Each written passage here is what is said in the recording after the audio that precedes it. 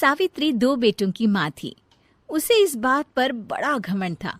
वो मानती थी कि बेटे घर की शान होते हैं। ये ले सावित्री, मिठाई खा, मेरे यहाँ पोती पैदा हुई है। ये सुनते ही सावित्री मुंह बना के कहती है, अरे तू तो लुट गई, बर्बाद हो गई, तेरे यहाँ लड़की पैदा हो गई। अरे तू ऐसा क्यों कह रही है? मैं तो बहुत खुश हूँ। अरे जब तेरी पोती के पीछे तुझे खर्चे पर खर्चे करने पड़ेंगे ना, तब ये तेरी सारी खुशी गम में बदल जाएगी। पहले लड़की की पढ़ाई लिखाई का खर्चा, फिर उसकी शादी का खर्चा। अरे आजकल की शादियाँ कितनी महंगी हो गई है। गहने बनाओ, लाखों रुपए पानी की तरह बह जाते हैं। लड़कियाँ तो सिर्फ खर्चा करवाने के लिए ही पैदा होती हैं। इस तरह लड़कियों के प्रति अपने विचार व्यक्त करते हुए सावित्री ममता को लंबा चौड़ा भाषण देके चली जाती है। अब तो आप लोग इस कहानी में सावित्री देवी का पात्र अच्छी तरह समझ ही गए होंगे। कुछ समय बाद सावित्री की बड़ी बहू भी एक लड़की को जन्म देती है। फिर क्या था, सावित्री पूरा आसमान सर पर उठा लेती है। हे भगवान, ये तू मुझसे किस जन्म का बदला ले रहा है?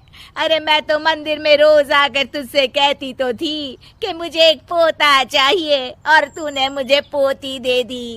इतनी मिठाइयाँ और प्रसाद चढ़ाने का क्या फायदा हुआ?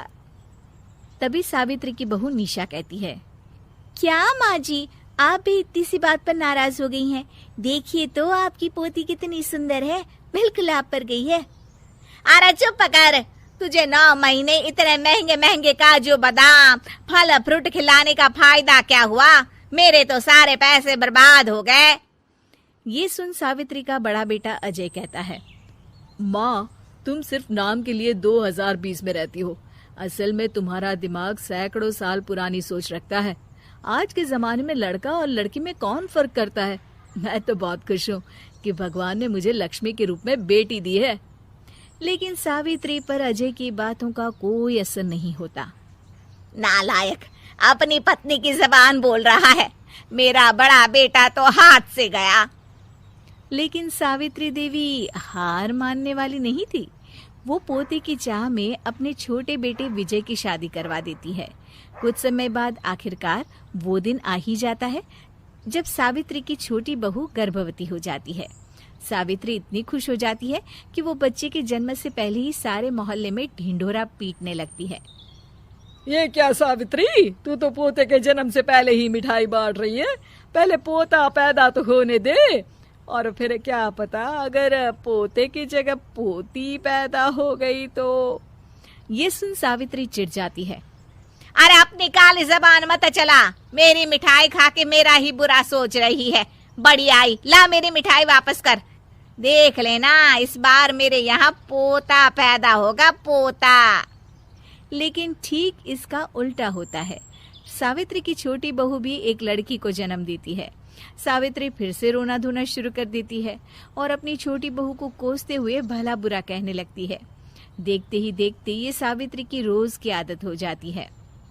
एक दिन उसकी इस आदत से परेशान होकर विजय अपने भाई अजय से कहता है, भैया, माँ खुद एक औरत होकर हमारी बेटियों को पसंद नहीं करती, उल्टा उन्हें रोज कोसती रहती है। मुझे माँ की यह आदत बिल्कुल पसंद नहीं आती। अरे तू ठीक कहता है, मैं भी अब माँ से तंग आ गया हूँ। अच्छा, तो अब तुम दोनों इस तरह पीठ पीछे मेरी बुराई भी करने लग गए हो? नहीं माँ, हम चाहते हैं कि घर में शांति बनी रहे। हमें हमारी बेटियाँ बहुत प्यारी है। मैं नहीं चाहता कि वह तुम्हारे ताने सुन सुन कर बड़ी हो, और इसीलिए हम दोनों ये घर छोड़कर चले जाएंगे।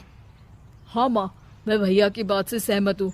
जब तुम इस घर में अकेली रहोगी तब तुम्हें अपनों की कीमत का एहसास होगा। अपने दोनों बेटों के मुंह से अपनी माँ के लिए इतने कठोर शब्द सुन सावित्री भावुक और रुआंसी होकर कहती है, क्या सच में तुम दोनों मुझे इस घर में अकेली छोड़कर चले जाओगे? हाँ माँ। हाँ माँ, अब पानी सर के ऊपर जा चुका है। मैं तुम दोनों के बिना नहीं रह सकती। अपनी सास के आंसू देख अजय और विजय की पत्नी अपने पतियों से लड़ पड़ती है। अरे जिसे जाना है वो जाए, मैं माँ जी को छोड़कर कहीं नहीं जाने वाली। भाभी, आप ये क्या कह रही हैं? वही जो तुम सुन रहे हो, दीदी बिल्कुल सही कह रही है। हम बेटियों के संस्कार हमें सिखाते हैं कि सास माँ समान नहीं बल्कि माँ ही होती है और उस माँ की जिंदगी भर सेवा की जाती है। बेटे अपना फर्ज भूल सकते हैं, लेकिन बेटियां नहीं। आप दोनों शौक से जा सकते हैं। माँ जी, हम दोनों के रहते आपको किसी बात की फिक्र करने की जरूरत नहीं। फिर क्या था, सावित्री के ऊपर छाए बेटों के घमंड के बादल उसकी बेटी स्वरूप बहुओं के तेज के आगे आंसू के रूप में परिवर्तित होकर सावित्री की आंखों से बहने लगते हैं और वो उन दोनों को गले लगा लेती है।